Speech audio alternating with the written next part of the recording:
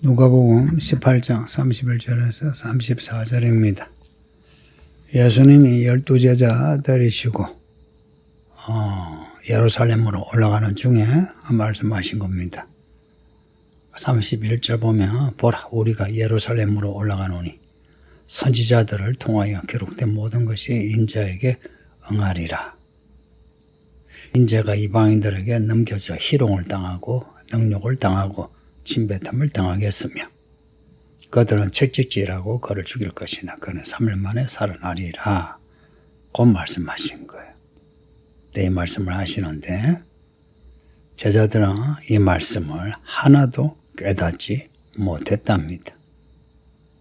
나중에 예루살렘 올라가셔 예수님이 십자가 못 박히실 때 제자들은 다 떠나가고 없었어요. 나중에 예루살렘의 모습이 오늘 본문에 그림자처럼 보입니다. 예수님이 이렇게 예루살렘에서 십자가 못 박혀 죽임을 당하시기 전에 몇 번이나 반복해서 예루살렘의 죽음을 말씀하셨습니다. 앞에 13장 31절에서도 선지자들을 죽이는 예루살렘을 언급하시고요. 그리고 그 앞에 9장 22절에서 인자가 많은 고난을 받고 장로들과 대제사장들과 서기관들에게 버림받아 죽임을 당하고 제3일에 살아나야 하리라. 가장 유명한 이 십자가 죽음과 관련해서 가장 잘 알려진 말씀을 하셨어요. 인자는 구약의 선지자들이 예언한 메시아의 별칭입니다. 예수님은 그 인자, 그 이름을 그대로 사용하셨어요. 인자가 내가 이렇게 말씀하셨다는데 그 예언의 성취로서 인자가 하시고 또 그 인자를 3인칭으로 언급하시면서 그가 죽는다 하는 말씀을 하십니다. 예수님이 십자가 죽임을 당하시기 전에 자신의 죽음을 이렇게 몇 번이나 말씀하셨어요. 제자들에게 가르쳐 주시는 거죠. 그리고 제자들에게 준비해라 하는 겁니다. 근데 제자들은 예수님이 말씀하신 말씀의 내용도 깨닫지 못하고 의미도 깨닫지 못하고 그래서 나중에 제자들 대부분이 예수님을 떠납니다. 팔아먹고 배신하고 그냥 무서워서 도망하고 제자들이 예수님을 따르기 위해서 집을 버리고 가족을 버리고 쫓았어요. 그래서 현세에서 복을 받고 내세에 천국에 간다는 약속은 받았는데 예수님을 끝까지 따르지를 못했다 하는 아이러니가 있습니다. 제가 자주 강조하지만 구원 얻는 믿음은 단편적이지 않고 전체 스토리를 가져야 한다는 겁니다. 의인은 믿음으로 살리라. 믿음으로 살아야 구원이 있습니다. 지금 내가 진심으로 예수님에 대한 신앙 고백을 한다 해서 이 잠시의 신앙 고백으로 내가 살면서 믿음으로 살지 않는 것 그걸 메꿔줄 수가 없습니다. 지금 내가 믿음으로 고백을 하면 이후의 삶이 믿음의 행위로 채워져야 합니다. 그렇다고 해서 구원이 우리의 행위로 구원받는 게 아니고 우리의 믿음으로 구원받는데 그 구원을 지켜내야 합니다. 이 지켜내는 걸 뭐라고 하냐? 인내랍니다. 인내한 자는 구원을 받나니. 요한계시록 우리가 읽었는데 요한계시록에서 이기는 자, 하나님의 종, 어린 양을 따르는 성도들 그들의 믿음의 특징이 뭡니까?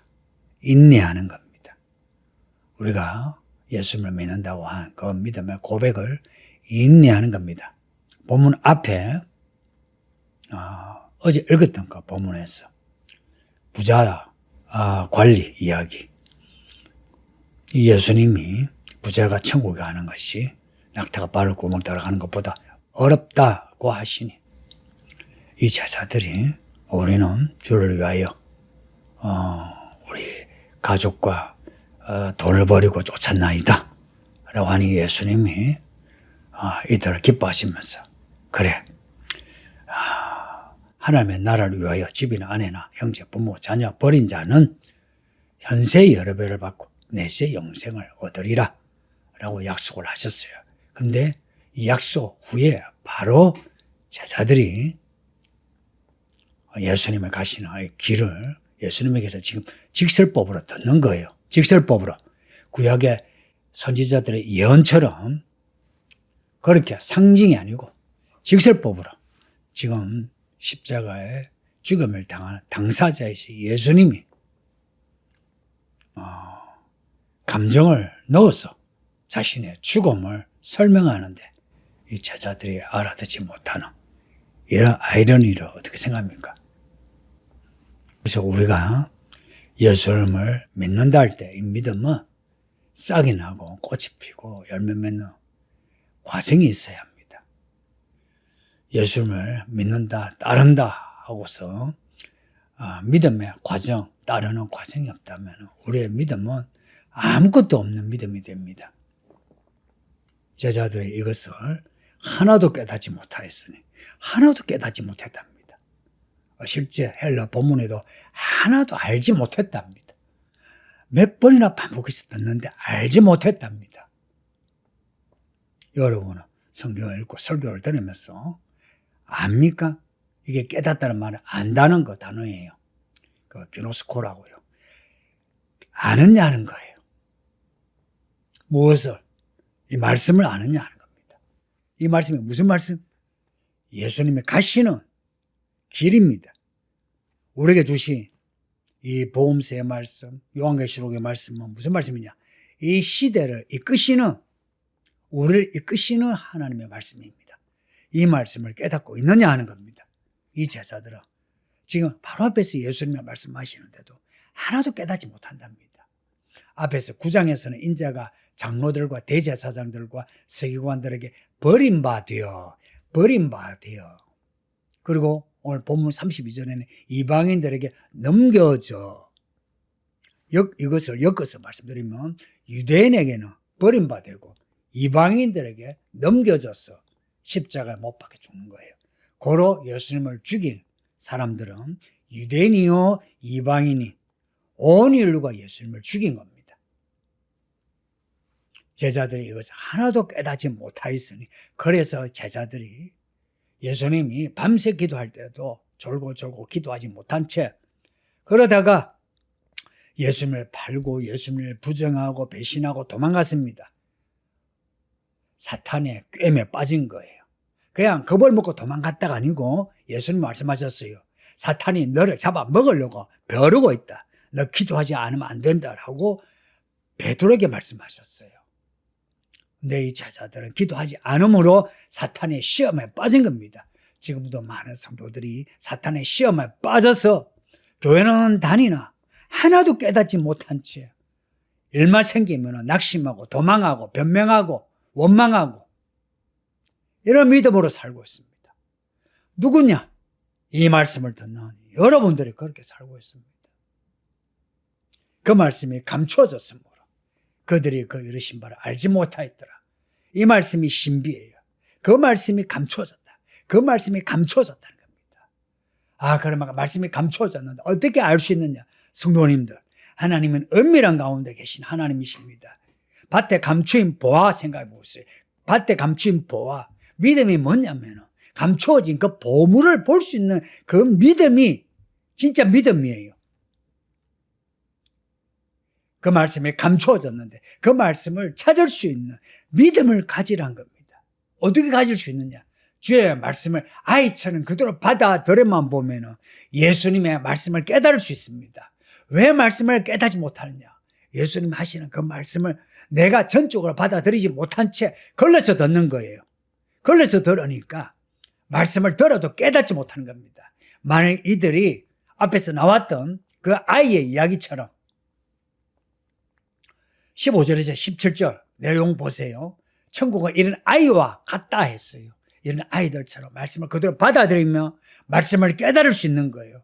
그런데 아이처럼 받아들이지 못한 채 어른이 되어서 내가 알아서 걸러들으니까 그러니 말씀이 감추어진 겁니다.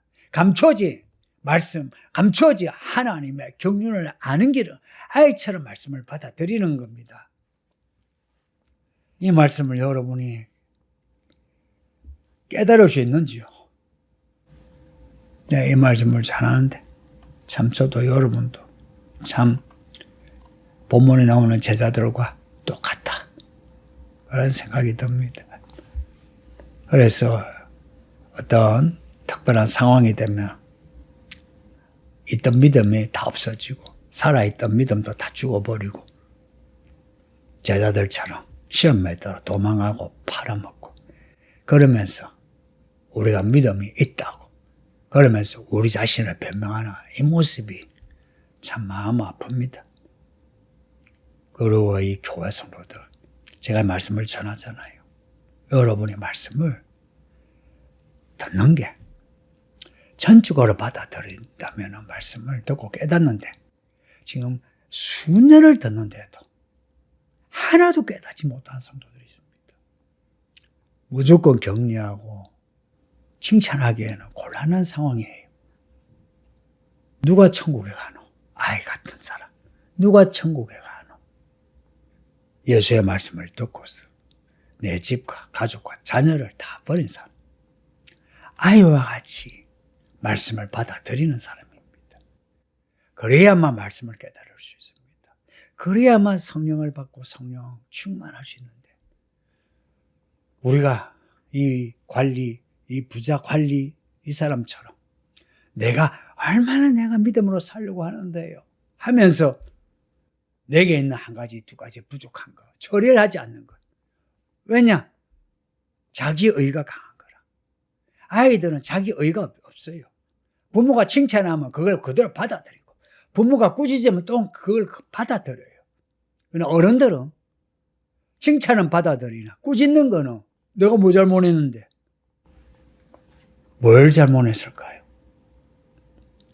기도하겠습니다. 아버지 하나님 감사합니다. 오늘도 주의 말씀을 읽고 듣게 하셨으니 우리 모든 성도들이 주의 말씀을 읽고 들을 때마다 깨달아 하나님의 경륜을 따라 살게 하사 이 땅에서 배나 되는 하나님의 은혜 받고 살게 하시고 예수님 오실 때 영생하게 하소서. 예수님 이름으로 기도합니다. 아멘.